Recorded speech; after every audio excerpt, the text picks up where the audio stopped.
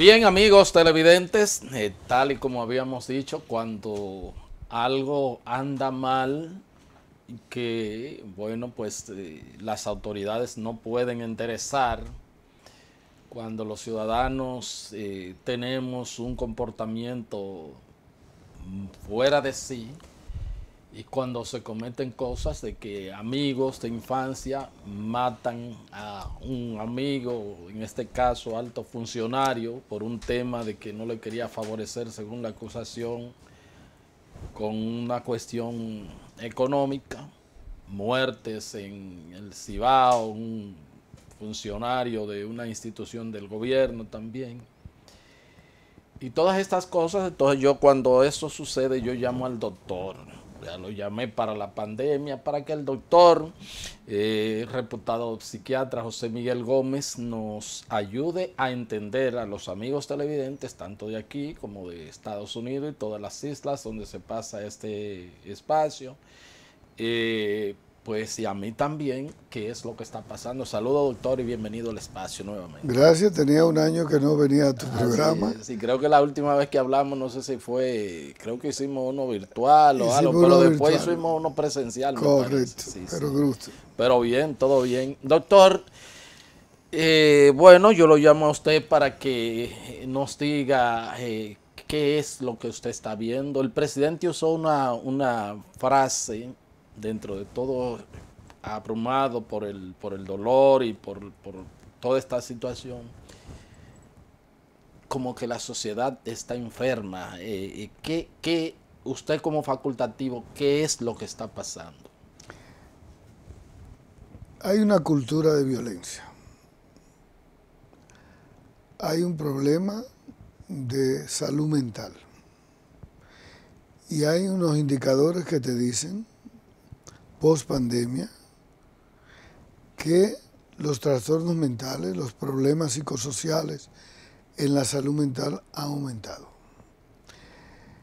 Y ahora este asesinato a un hombre bueno, a una persona correcta, como es Orlando Jorge Mera, un ministro enfocado en su proyecto de políticas de medio ambiente, una persona de cultura de tratos, de buenos tratos, de paz, amigable, afable. Entonces, este asesinato ha impactado a la población. La gente está en shock, la gente se siente impotente, la gente se siente con frustración, con rabia por esto que ha pasado a esta familia Jorge Mera. Y ahora el Y además presidente, todos, doctor, excúseme, como que todos nos sentimos en duelo, como que hay una especie de duelo colectivo, o sea, sentimos, y yo lo digo por mí, o sea, será por la relación que tenía con él, de entrevistarlo, de productor también de televisión, uno siente como que en la familia de uno sí, ha perdido a alguien. porque Orlando Jorge Mera establecía, tenía unos niveles de empatía emocional, de rapport, de transferencia y de acercamiento, de afectividad que establecía una relación con el otro. A mí también llegué mucho a su programa y me entrevistó. Y entonces, por eso hay un duelo colectivo, como tú dices, por eso esto ha impactado tanto a la República Dominicana, no solamente a su familia, a sus amigos de partido, a todo el pueblo dominicano, esta muerte, este asesinato le ha dolido. ¿Cómo no? ¿Cómo no?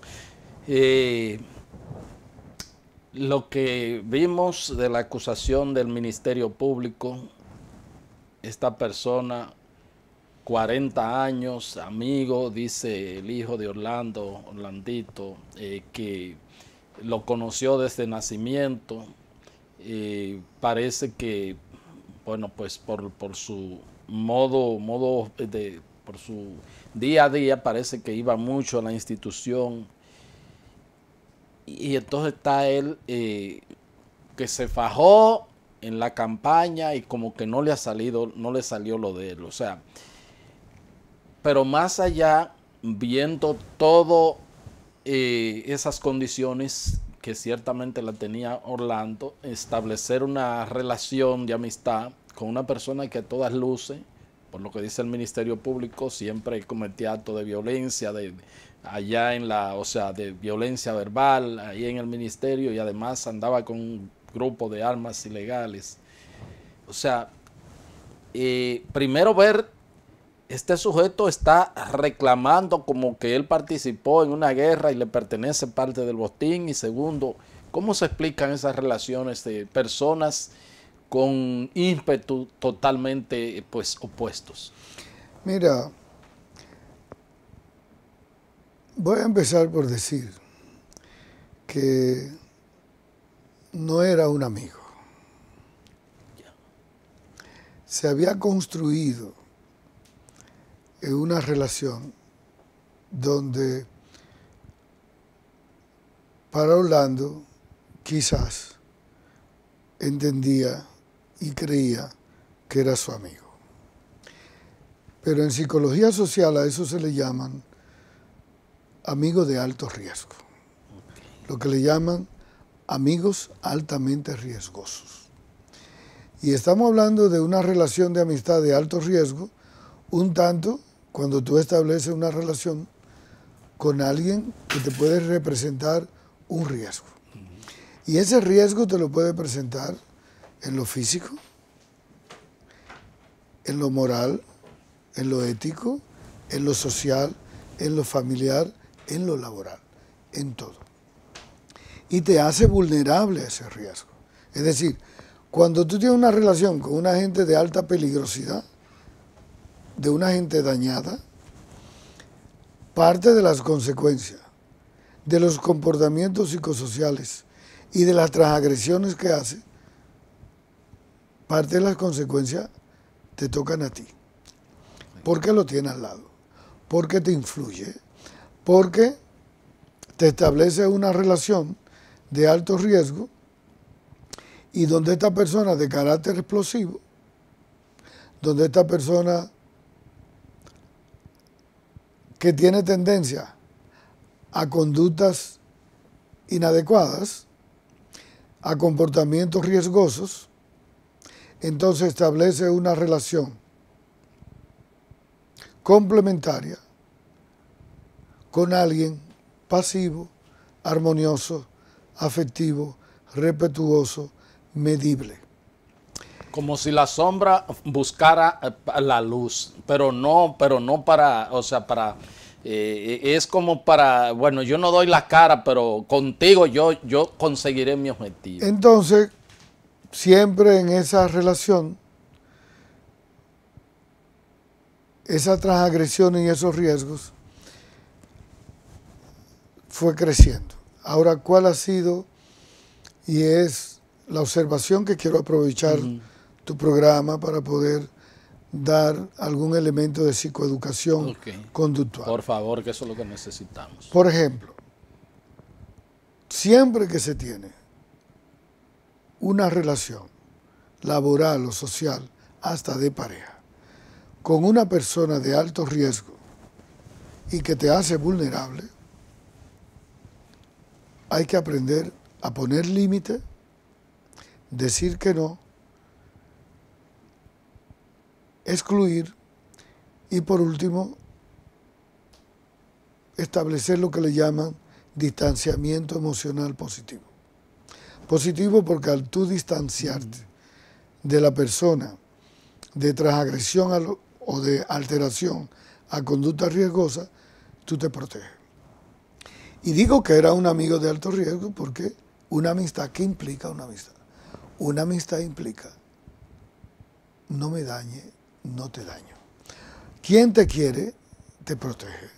Quien te cuida, te quiere. Entonces, si tú eres mi amigo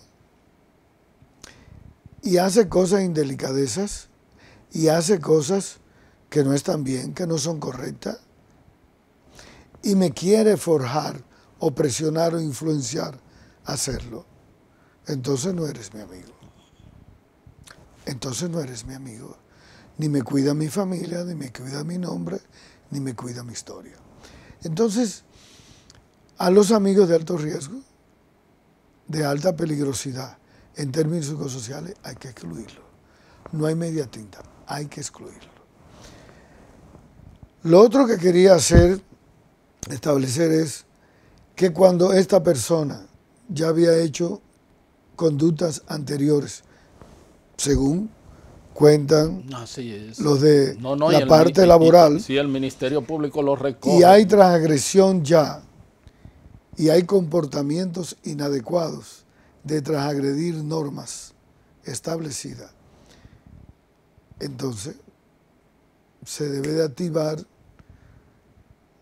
toda la alarma en función de tener la capacidad para valorar a quién tengo del frente, a quién tengo de lado,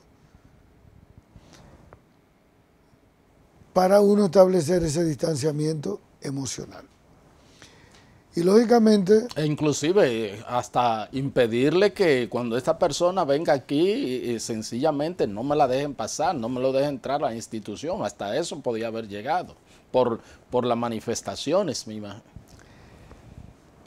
Fíjate que hay algo muy importante y uno lo mide en indicadores de alta peligrosidad o indicadores de riesgo.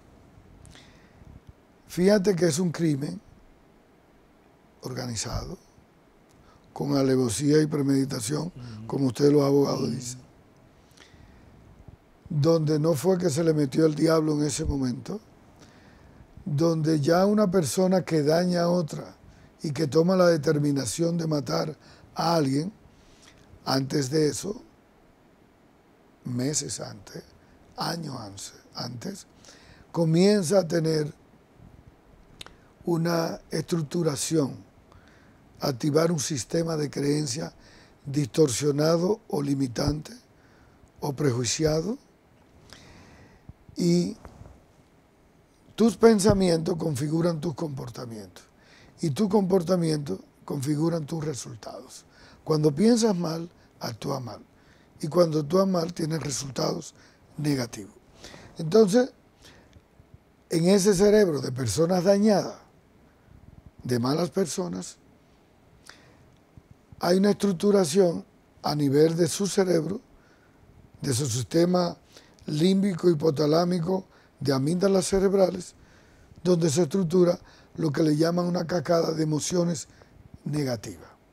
Ira, rabia, enojo crónico, resentimiento, remordimiento, odio, envidia, celos, culpa. Y cuando eso se va activando y se va estructurando y se acompaña de frustración o de expectativas no logradas o de gratificaciones inmediatas no logradas,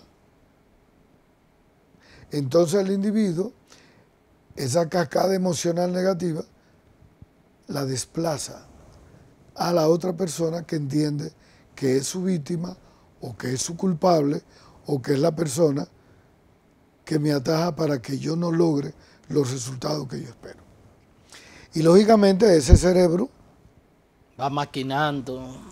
No pierde la capacidad crítica, esa corteza prefrontal, que es donde están las funciones ejecutivas, que es la que le dice y le recuerda a nivel consciente, mide las consecuencias, valora a tu familia, no haga eso, busca un plan A, un plan B, negocia, cede, retírate, deja eso, enfócate en otra cosa, date por vencida, acepta que no ganaste.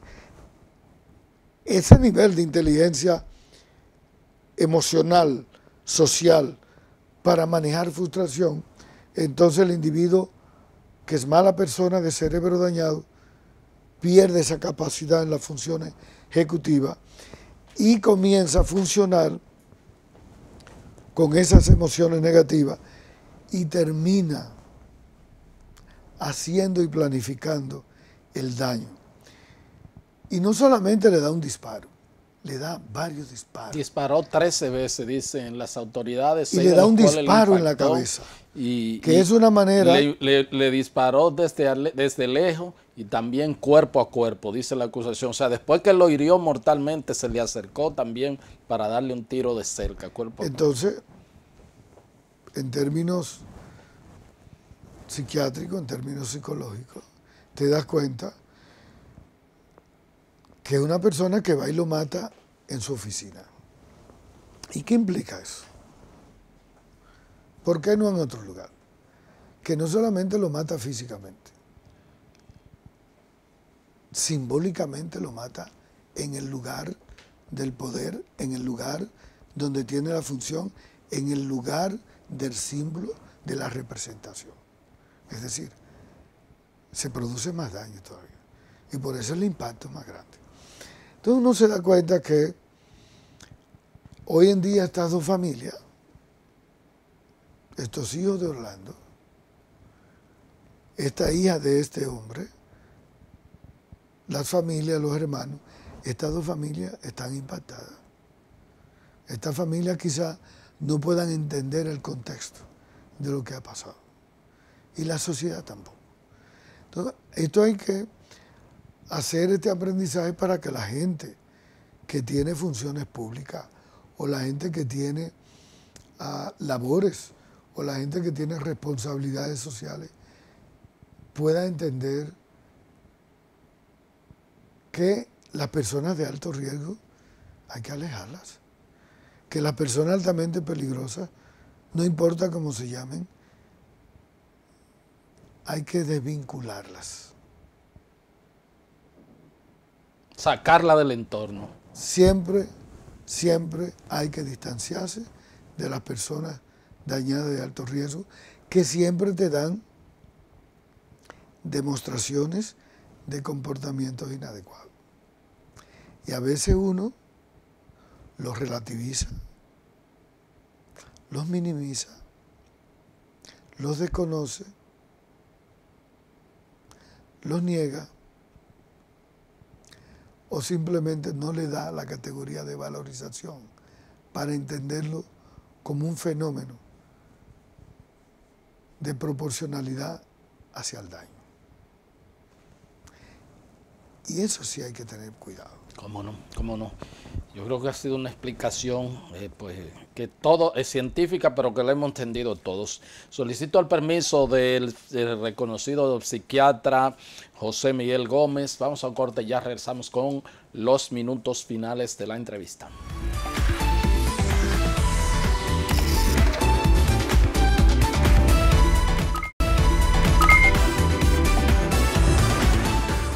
Bien, continuamos aquí con esta entrevista con el doctor José Miguel Gómez, analizando pues esta situación, la violencia en sentido general y sobre todo el estremecimiento con el asesinato de Orlando Jorge Mera. Y una cosa, doctor, siguiendo con ese tema que me ha llamado la atención es, y aquí está el tema de la planificación y de todo esto, es que el tipo, luego de consumar el hecho, de dar esa demostración de ira, entonces luego sale por la parte de atrás, toma un motoconcho, se va a una iglesia, le dice a un cura, mire una pistola, yo maté a alguien, primero llame a la prensa. Y el cura le dice, bueno, yo no tengo que llamar a la prensa porque, bueno, esto no es un asunto de cosas, yo sé dónde tengo que llamar, pero implora que no lo maten. Él... porque cuando uno tiene por ejemplo, cuando uno tiene ese tipo de relación así, generalmente el agresor termina suicidándose. Pero este no, este hizo todo y lo que pensó en ese momento al matarlo fue en la protección de su vida. O sea, eso dice que el tipo realmente pensó y planificó todo lo que hizo. Eso te dice que... Perdón, ¿por qué ir a esa iglesia? Él sabía, la conocía, ¿por qué llega? ¿Por qué pregunta por el sacerdote? Normalmente, cuando una persona hace ese comportamiento y no hay confusión, y no hay arrepentimiento, y no hay culpa, y no hay vergüenza, y hay una capacidad, después del hecho, de buscar y planificar una salida que le garantice la vida, y no pudo organizar una salida para garantizarle la vida al otro. Te habla entonces de psicopatología. Te habla de personalidad de estructura antisocial. Ok. Bueno, el impacto al funcionariado, a la empleomanía pública, ni decir a esa parte de los empleados del Ministerio de Medio Ambiente, inclusive el Ministerio de Turismo también está en ese mismo edificio. ¿Cómo tratarlo? ¿Necesitan algún tipo de ayuda, de atención, de asistencia? Este es un llamado urgente al Ministerio de Salud Pública, que tiene un departamento, y al Servicio Nacional de Salud, que tiene un departamento de salud mental, que tiene psiquiatras y tiene psicólogos. Deben de intervenir en un modelo de psicoterapia breve, de intervención en crisis, pero ya, a través de salud mental para un programa de higiene laboral, de salud mental en el trabajo. Porque esa persona que tuviste llorando, saltando, eso es en el Ministerio de Medio Ambiente, debe ser intervenido saliendo una vela, brincando, corriendo, saliendo por un ascensor en pánico, con trastorno de ansiedad, con trastornos inadaptativos hoy en día, con estrés agudo, gente que no está durmiendo bien, gente que tiene temor. Entonces esa persona... La secretaria que estuvo al lado. Esas personas tienen que ser intervenidas desde el punto de vista psicoterapéutico. Algunos van a tener que medicarse con psiquiatras, con psicólogos clínicos que pudiesen dar la asistencia y hacer alguna seminario, taller, conferencia, intervención de forma individual para volver a tener unas condiciones favorables y ambientales del trabajo, ¿verdad? Porque eso afecta a la salud mental, no solamente de los que estaban allí directamente. Fíjate que la población también, en República Dominicana, está afectada, y estas familias también. Entonces, yo pienso que el Estado tiene que, frente a esta cultura de violencia, porque hay otros hechos de violencia, es una semana que venía cargada de más de 8 personas que habían perdido la vida por armas de fuego, por atraco, por secuestro, por pandillerismo, por una inseguridad ciudadana, por miedo. Hay una paranoia social que la gente tiene miedo si viene un motor, si viene una persona. Entonces el Estado tiene que agilizar una política pública eficiente y eficaz en salud mental a través de los medios, a través de iglesias, a través de escuelas, a través de universidades, a través de ciudadanía, de clubes, cultura, de publicidad, juntas de vecinos, para mandar el mensaje de paz, de tranquilidad, de control, de supervisión, de fiscalización, para que la gente se sienta que camina, deambula en las calles que están seguras, y eso tranquilice a la gente. Hay que dar una respuesta. Se espera, post pandemia, que para el 2030 el 30% de la población va a tener trastornos mentales. Wow. La primera causa de discapacidad en el mundo van a ser los problemas de salud mental. Y lo estás viendo tú en Estados Unidos, y lo estás viendo en toda Latinoamérica. Están aumentando los problemas de salud mental. Entonces, Estados Unidos ha entendido que tienen que implementar más recursos en salud mental. Y yo pienso que la República Dominicana, Latinoamérica, va a tener que darle un trato muy especial a los problemas psicosociales de salud mental, que la gente tenga el acceso fácil dentro de la atención primaria a los programas de salud mental. Claro, claro. Doctor, entonces usted dice esta asistencia que el gobierno debe dar, pero con respecto ya a la parte delictiva, a la violencia criminal, entonces no basta con el gobierno, pues dispuso el lanzamiento de las guardias, de los guardias, patrullas mixtas, policía a las calles, y vimos hasta tanque de guerra en algunos barrios, helicópteros y todo ahí. Esto no baja los niveles de ansiedad de la población, no se siente protegida con esto.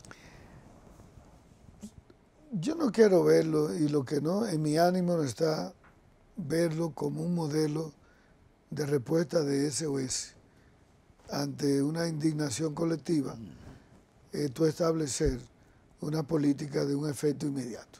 Eso hay que hacerlo por largo plazo. Y hay que tener un control y un desmonte de lo que es tenencia y porte de armas de fuego en República Dominicana, en lo que llega esa reforma policial que estos 4 años quizás no va a llegar por todos los obstáculos que hay y que uno conoce, todas las piedras que hay en el camino que dificultan eso. Pero mientras todo eso, hay que tener más presencia policial en los barrios, hay que tener más seguridad en los barrios. A la delincuencia hay que seguirle dando respuestas de contingencia rápida, segura, eficiente y eficaz, para que no se llegue a los niveles del Salvador o no se llegue a los niveles de las bandas aquellas descontroladas que toman barrios, que controlan y hay que pagarle peaje para poder convivir y estar en el barrio. Entonces, pienso que esa forma represiva al microtráfico, esa es una respuesta del Estado. La otra parte es la prevención hacia programas intersectoriales donde se trabajan modelos hacia los otros indicadores. La luz, los servicios de calidad y de calidez, agua potable, educación, salud, vivienda, mejoría de la calidad de la vida de la gente, distribución equitativa de riqueza, el problema de la movilidad, de la marginalidad social, de los cordones de hacinamiento en las poblaciones urbanas. Entonces hay que ir planificando una respuesta estructurada a esas demandas. ¿Cómo no? Pero esto no excluye necesariamente esa intervención que usted está pidiendo entonces con la parte de llevarle tranquilidad a través de profesionales y de mensaje a la población con este estado de ansiedad que se genera. Hay que hacerlo a través de los medios, de valla, de publicidad, en las escuelas, en las universidades, en la junta de vecinos, en las iglesias. Es decir, la comunicación es poderle decir a la gente qué hacer, dónde ir, dónde acudir. Cuando usted tiene un problema que usted no duerme, cuando usted se siente que es violento en su casa con su familia, que tiene un problema de pareja, dónde ir, a quién llamar, para enseñarle a la gente que hay otras alternativas, que no es con el control y la fuerza. Entonces, eso hay que explicárselo a la gente. ¿Cómo no? Porque también uno ve, no sé si dio la información, una profesora, una directora de una escuela en La Romana, que un estudiante le dio un machetazo, o sea... Esa es lo que te explicaba de la cultura de violencia. La cultura de la violencia es cuando los ciudadanos de ese país tienen un aprendizaje social de que cuando yo tengo diferencia en mi casa, con mi pareja, con mi familia, con mi vecino, con el más cercano, yo lo resuelvo de manera violenta. Y cuando un ciudadano sale con un machete en un carro, con un cuchillo, con una pistola, él no sale cerebralmente a mediar conflicto. Él sale para ser violento. Él sale para dar respuesta violenta. Entonces a la gente hay que decirle eso. A la gente hay que decirle cómo se desmonta un sistema de creencia, de conducta y de aprendizaje violento.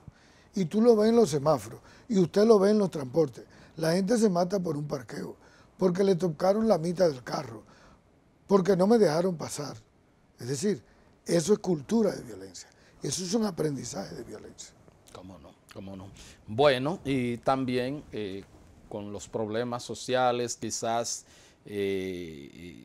con la situación económica que ha sobrevenido después de la pandemia, los mismos efectos de la guerra en el asunto de los precios, quizá hasta gente que trabaja y dice, bueno, pero no me alcanza con lo que gano para eh, pues manejarme como me manejaba antes.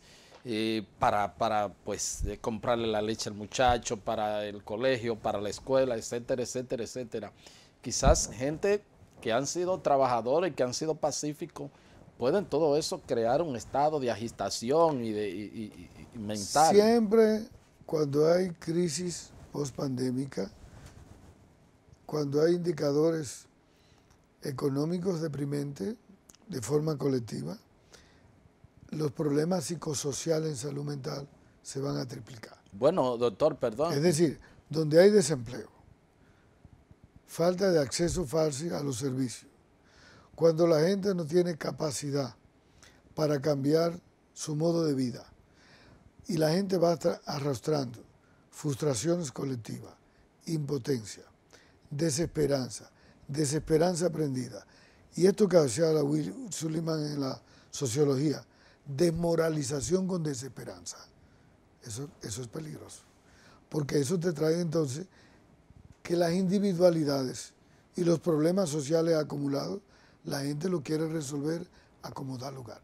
Y ahí es donde hay gente que busca formas de entrar al pandillerismo, al bandolerismo, a conductas inapropiadas, a hacer delincuencia, y eso es peligroso. Entonces, el Estado tiene que prever eso y tiene que buscar enfocar hacia los grupos más vulnerables esos programas de asistencia que está haciendo el gobierno. Tiene que aumentarlo, con la salvedad de que esos programas de asistencia sociales tienen un tiempo. Se han condicionado. Y se han condicionado y focalizado, ¿verdad? Entonces yo pienso que eso hay que hacerlo de forma estratégica junto con la presencia de la policía y los militares en la calle. Claro, doctor, yo siento que los gobiernos, y no voy a hablar de solamente de este país, porque ese fenómeno de la violencia y de la irritación post pandemia se está viendo. Lo que siento es que los gobiernos se enfocaron más en la recuperación económica y bueno, ya una vez la desescalada se produjo, todo esto, pero ustedes, los profesionales de la conducta humana y de la salud mental, habían advertido. De hecho, una de las cosas que hablamos cuando usted estuvo más en la pandemia aquí fue advirtiendo lo que podía venir. Y entonces, como que los gobiernos no se prepararon para eso, quizás no tenían los recursos, pensaban que eso son cuestiones que tangiblemente no se miden, pero bueno, mire las cosas que tenemos. O sea, ¿qué pudo haber pasado en ese sentido? Los países que invierten poco en salud mental, es decir, que está la República Dominicana, toda Latinoamérica, la inversión en salud mental es muy pobre.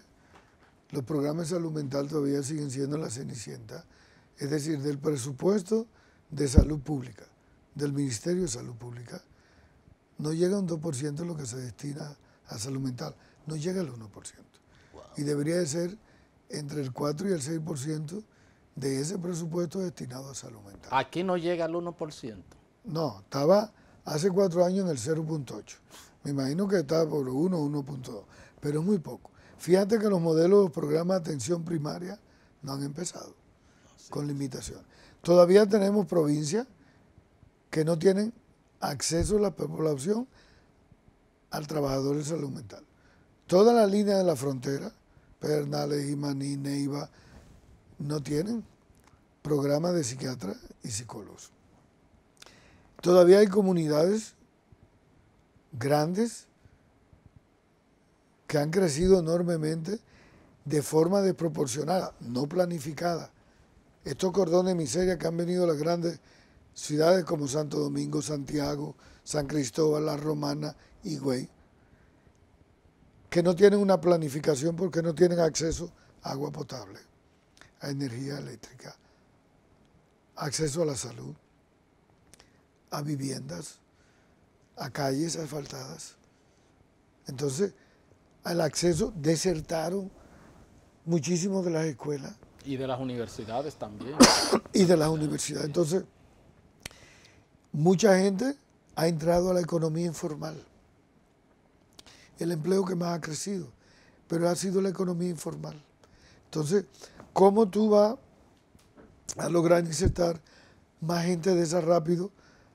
Y yo pienso que fuera de hacer las grandes obras que se necesitan, esos programitas, arreglar contenes y calles y crearle condiciones para buscarle empleo rápido a una cantidad de muchachos que están en la calle, hay que buscar esos programas, hay que buscar agilizar programas cortos que la gente se mantenga en actividad y además que mueva el dinero y le mejore las condiciones de vida y le mejore las condiciones de vida. Le devuelva su dignidad. Creo que hay que hacer una estrategia por ahí. ¿Cómo no? Muchísimas gracias, doctor. Bien, gracias a todos ustedes por haber estado con nosotros y será pues hasta otra entrega de su programa de Agenda. Hasta entonces.